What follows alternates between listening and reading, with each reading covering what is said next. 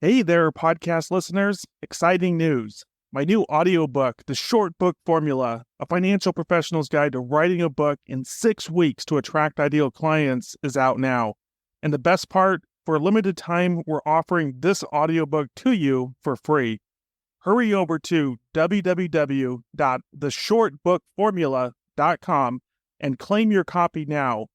And now, on to our show.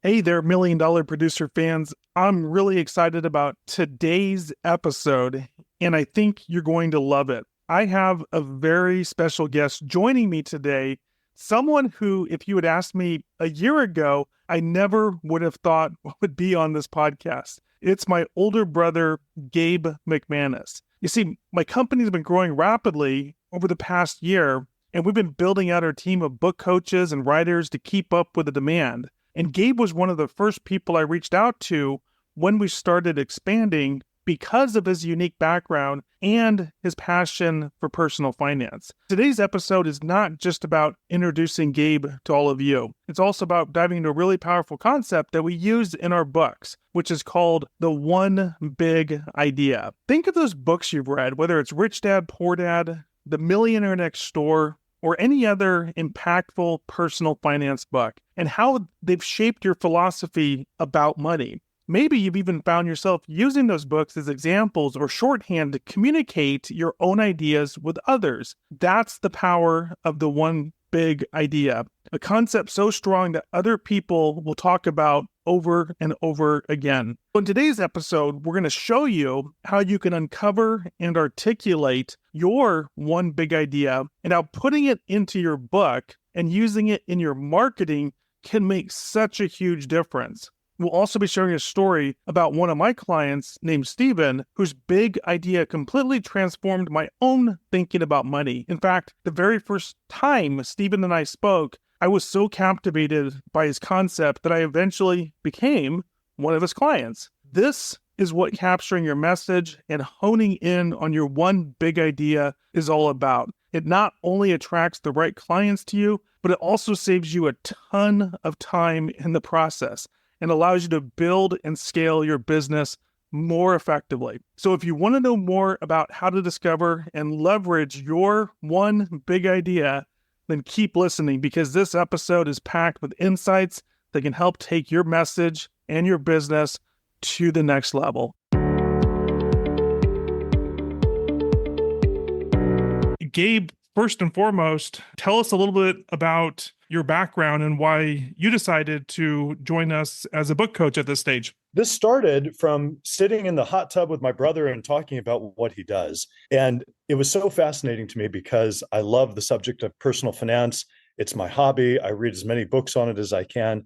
I also have a background in editing. And so as we started talking about what Paul's been up to, it was such a great opportunity for me to get to go and to work with him on this. I don't know that we could have ever guessed that we'd be working together someday, Paul, but it's truly been a pleasure. And getting to work with your clients, I think you have some fantastic clients. It's so interesting to talk to them about what they do. Financial advisors work in a space that I think is amazing, and they're able to help people. And so my background comes from the performance side of things. I've worked for a long time as a teacher, working with performers, a lot of theater, and I found that there were similarities because from the book side and from the performance side, finding these ways of helping financial advisors craft their message in a way that reaches audience, it's just been a great fit and a lot of fun. I think what's remarkable is that you have a passion for personal finance books. I think you actually put this out on Facebook somewhere, but in the last year or two, how many personal finance books have you actually listened to? That is a good question. So on December 31st every year, I list the books that I listen to. And so I go out hiking and I'm listening to personal finance all the time. And people, they're usually surprised if they know that side of things that I do work in a different field because they think this must be my one and only. I try to listen to at least 20, 30 finance books a year because I find the ideas in them so fascinating and how we can apply them to change our financial situations. What's an example, maybe 1, 2, or 3 books that you've listened to that have made an impression? And by extension, why have those books made an impression? That's a good question. One of them that I go back to often is The Richest Man in Babylon, which really helped me to think about buying assets. And so they can go to work for you. And so it's not you, it's not your labor, but it's paying yourself first. And so I've really tried to incorporate that into my life instead of everything coming in and going straight back out. The Millionaire Next Door, I love that book. I love the ideas. It's really not about what you're presenting, but it's about a lot of the people that have the wealth in America, that they don't live luxurious lifestyles. I like that idea. The third one, it's a good question. There's a lot of options. And I feel like I'm going to say the wrong one, but I think maybe Rich Dad. Even a lot of financial advisors have listened to and have read. It's often brought up in conversations. And the cool thing about books like Rich Dad, Poor Dad is that you not only read it once, because if the message is done well, what tends to happen is that you'll listen to it or read it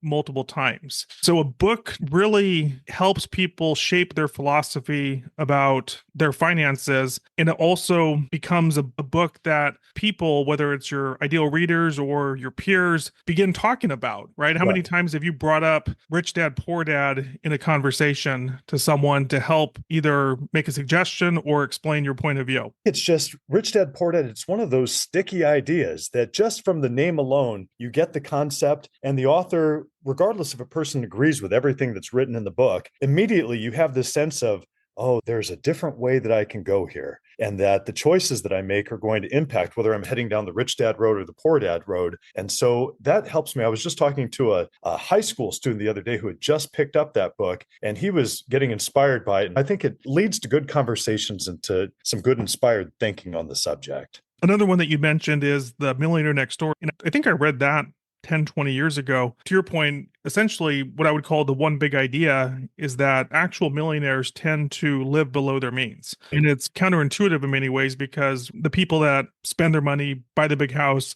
get the fancy car, live lavish lifestyles, we mistakenly think that they're actually wealthy. Oftentimes they might be high income or they might be in debt or some combination. So I want to introduce the concept in this conversation about what we call the one big idea. In the past month, released the second edition of my book, The Short Book Formula, and I've updated it with a lot of new information. I've also created a whole new section of it where it's all about marketing strategies for financial advisors that once you publish a book, now what? How do you really turn this into a 10x investment? I want to highlight that for anyone who's either already purchased my book. This is highly recommend getting the second edition, or if you haven't purchased my book, you can do so. Just make sure to look for the second edition, and those are available on Amazon. But in chapter 2 of the book, I introduced the concept of the one big idea. What is the North Star for your book? And just the books that we've talked about so far, from Rich Dad, Poor Dad to The Millionaire Next Door, to The Richest Man in Babylon, these have all been impactful because they really come back to one or the other idea. Would you agree with that assessment? Yeah, I agree. That one big idea, it's so important because you want to be clear in your messaging. If it gets too scattered, it's easy to lose an audience. And so something that's going to stick in their head long after they've read it is the most important thing that you can do when thinking about writing your book. This year, Gabe's taken on a number of new clients as the book coach. And I think what's most interesting, at least from my perspective, and Gabe, I think you'll agree with this, is that even though you've read all these books about personal finance, you started this as what I would say a skeptic when it comes to financial advisors. Tell us a little bit more about your skepticism, but I'll give you the through line that we'll get to is that Gabe has changed his tune. But let's start with the skepticism.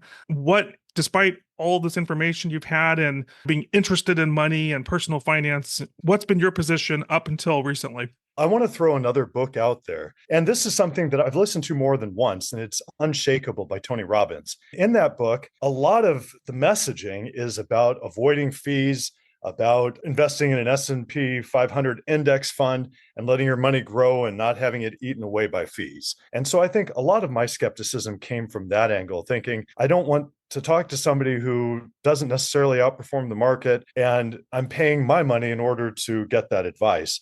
What I didn't realize is that there's so much more to it than that. And so a lot from talking to financial advisors now, because now I'm having real conversations and realizing that there's so much more, that there's so many more things that they bring to the table that help me as an individual, that are going to help their clients in order to turn their financial lives around and to really begin to build wealth. And that was a missing piece because on my own, it wasn't happening. And I think that through the advice and through talking to advisors, I've realized how important it is. That's such an important thing, especially as an advisor, to listen to, because you have invested a lot of time, energy in what you do. You provide what I've done for the past close to a decade now, really since 2016, when I started working more or less exclusively with financial advisors. Is that unlike Gabe, who's listened to a lot of books and got a lot of advice that way, I've worked with close to 500 financial advisors, and oftentimes it's interviewing them and deep diving into their value proposition, their stories. And so I've learned a lot just by talking to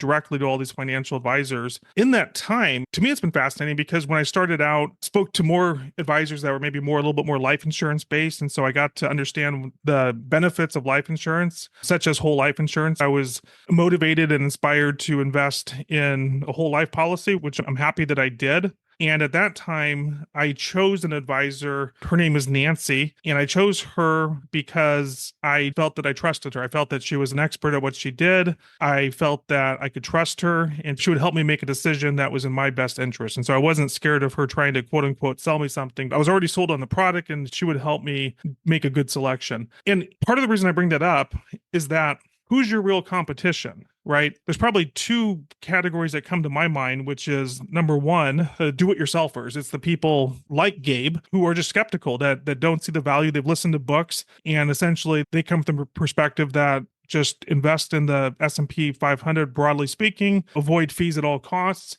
And whether it's right or wrong, they've gotten that advice from books, from authoritative sources that, like Gabe mentioned, Tony Robbins. And then I think there's the other one that comes to my mind, at least, and probably most of us have watched the movie The Wolf of Wall Street. And there's just a fear that an advisor is a salesperson and it's going to take advantage of you. So Gabe and I are going to start talking about one of the clients that's come to us. His name's Stephen. We're not going to disclose his full name because we've not been given permission to do so. We haven't asked him. His story is remarkable, and it's had a big impact on both of us. And Stephen, if you're listening, hello. We're about to talk about your story, but we'll keep your last name and book title private as of this moment. We do want to really highlight you because your ideas have had a profound impact on the two of us, and it gets into the idea of the one big idea. Gabe, I'm going to toss it back to you now. You worked with Stephen as his book coach, and just tell me, based on coming into that as a skeptic to where you are today, share with us what transpired and what impacted your thinking. Working with Stephen really did change my thinking on it very quickly. And when you're talking, Paul, about that one big idea, when I had these conversations with Stephen, what I found myself doing was the next day when I was with friends or out on the golf course, that I was repeating these ideas, that I was talking to friends and saying, have you thought about this? Does your financial advisor talk like this? Do he have this message? So I realized that it was something unique and special because it had me thinking about it. We've had long conversations about those ideas. And so I thought that really showcases how one big idea can really just start reaching out. And for your clients, when they get to talking about it, it's such a big winner. His ideas, I feel as a do-it-yourselfer, and we had open conversations where I would say, here's my concerns. I want to backtrack real quick and say, Tony Robbins,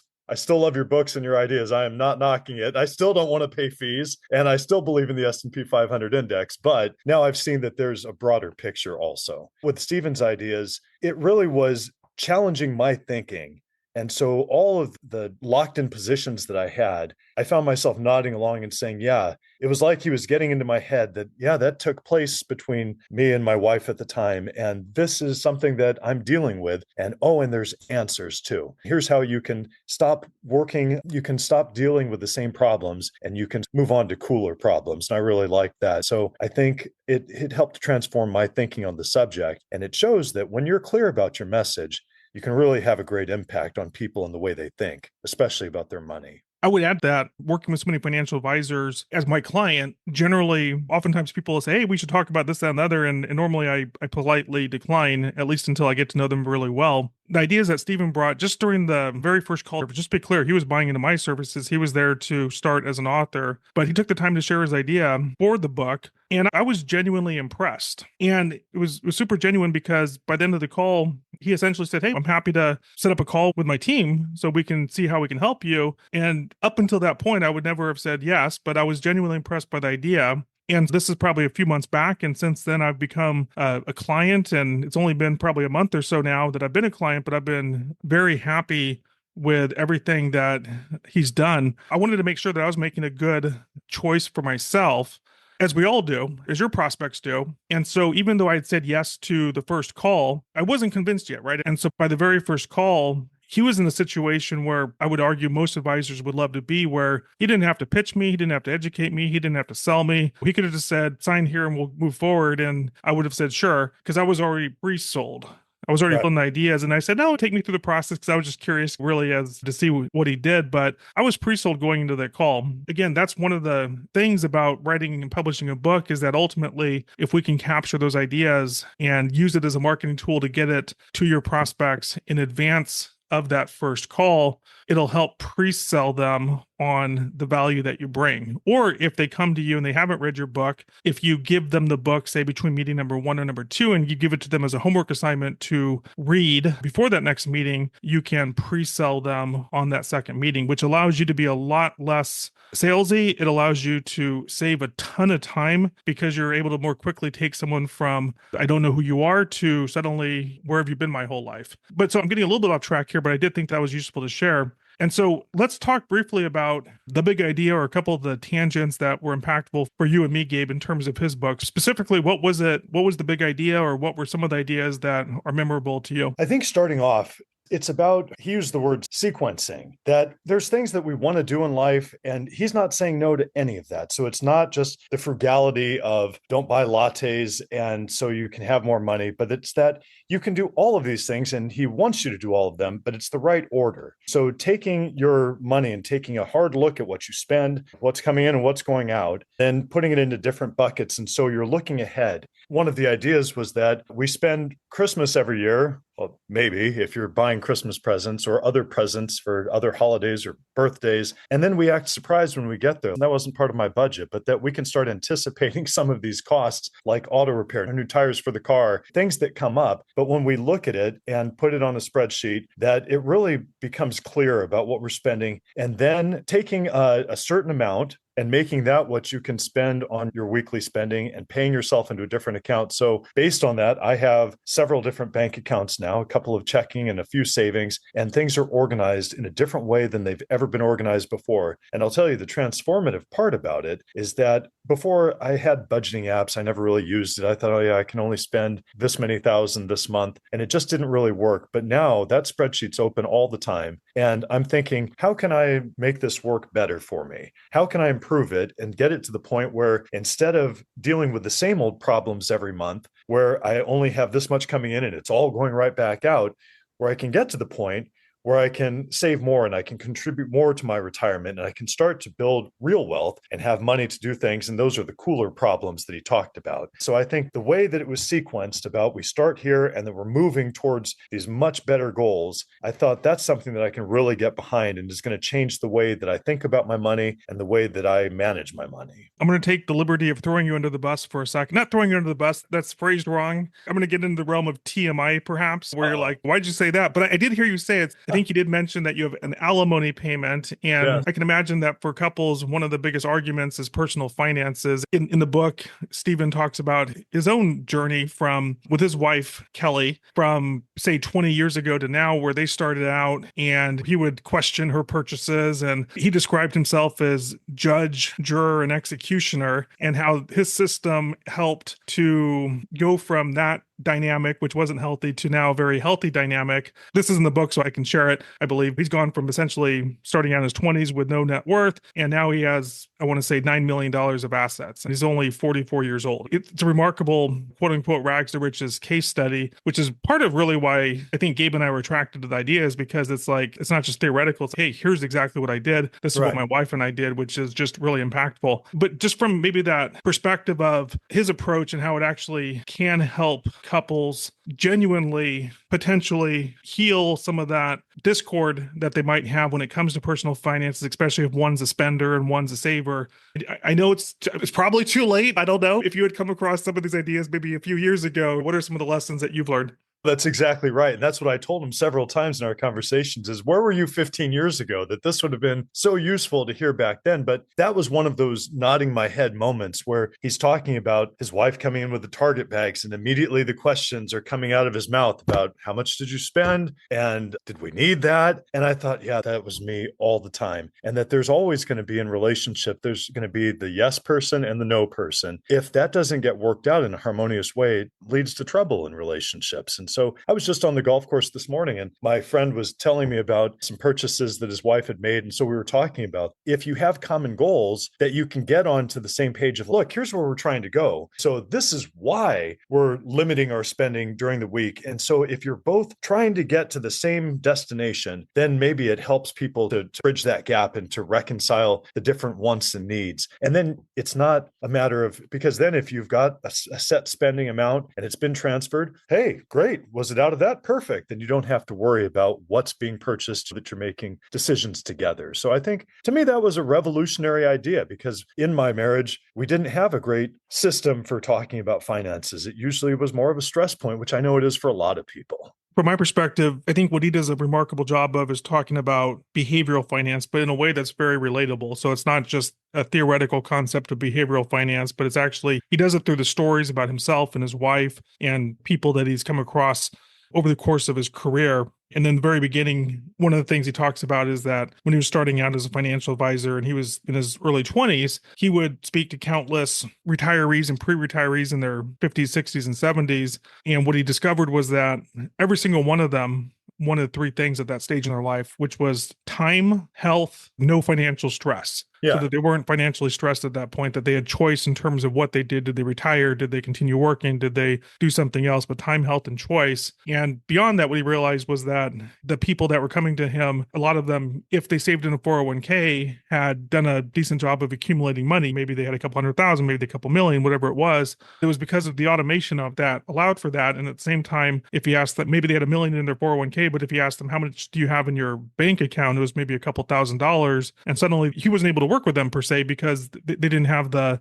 cash or the money to do it. But ultimately what he found was that his aha moment was that when every dollar has a purpose before it's spent, that's the behavioral aspect that you can change people's behaviors much more easily, I would say, and make a much bigger impact versus simply talking about different financial products and strategies. In other words, he calls it the out of sight, out of mind account. So every dollar before it even hits someone's bank account goes to a third party account out of sight. It reminds me a little bit of the book Profit First, but which is meant more for business owners, but it's a similar concept. And so by the time the money goes into your spending account or accounts, it's already been determined how much and for what activities. And so like myself, I've never been much of a saver and I've never budgeted, which now to me seems ridiculous, but the process becomes super easy once you think about it in the way that he sets it up. So that every dollar has a purpose and you're just accumulating money on autopilot, similar to how people accumulate money in their 401k on autopilot. Now he's helping me to accumulate money on autopilot that before would have ended up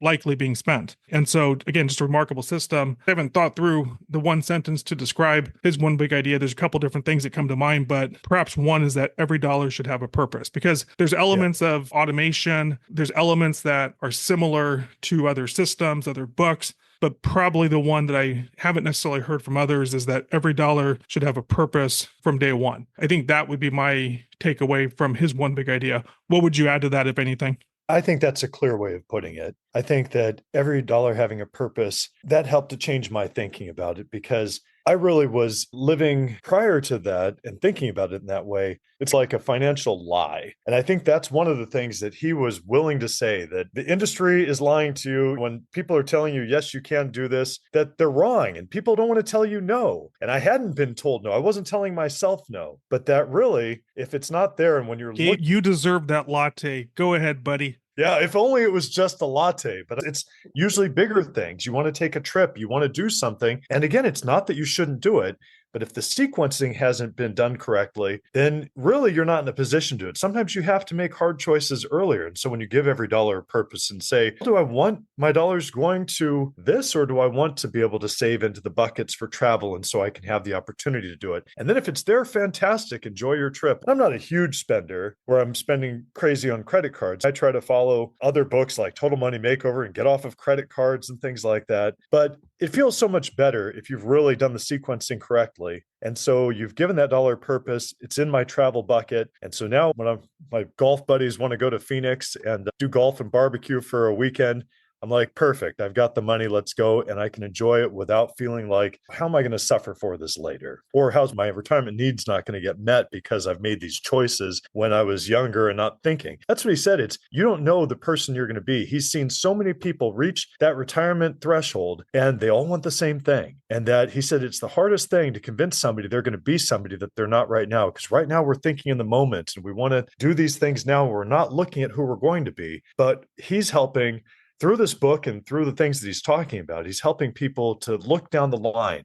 This is where we all get to. With that view in mind, look back and say, okay, now how do I get myself into a position where I have that time and that choice and that freedom from stress about money? This conversation that Gabe and I just had, it's because we're both genuinely moved by the ideas in the short time that we've gotten to know Stephen, and genuinely moved our behavior, and arguably have created a different path for us in terms of the future. And I just want to bring this back to you, the listener, and the advisor, who, whether you have a book or whether you're looking to write a book, just the power that a book can have, right? You do good work. You are trusted with so much responsibility, and you help guide people in one of the things that arguably is most important for them, being their finances, their family, and generations to come. And how cool would it be if you had your ideal prospects, your ideal clients, disengaged in your message, where literally, just like the other books that we've talked about, Rich Dad, Poor Dad, and Dave Ramsey and other ones, where people are literally talking about your ideas when you're not even in the room and they're sharing the ideas. This example right here is my hope for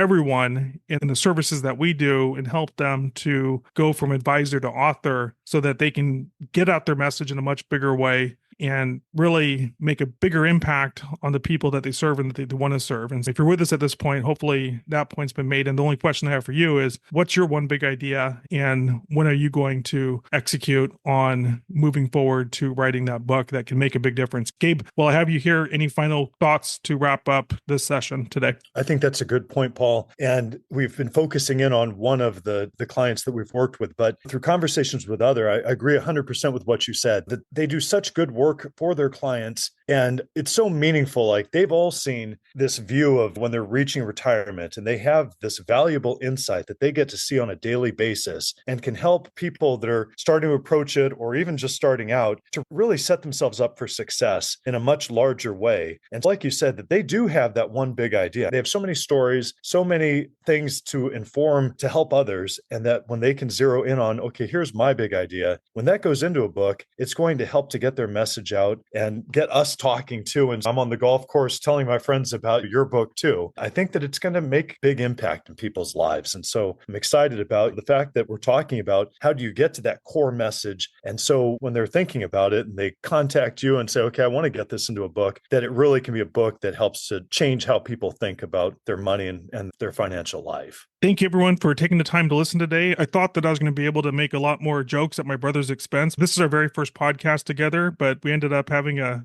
substantive conversation. And so thank you, Gabe, for being our guest today, and looking forward to the work that you do in helping our clients create these success stories where they're taking that next step in their career. They're opening themselves up to the opportunity to grow their business, but also to make a bigger impact. So thank you again for all of our listeners today, and we'll see you on the next episode.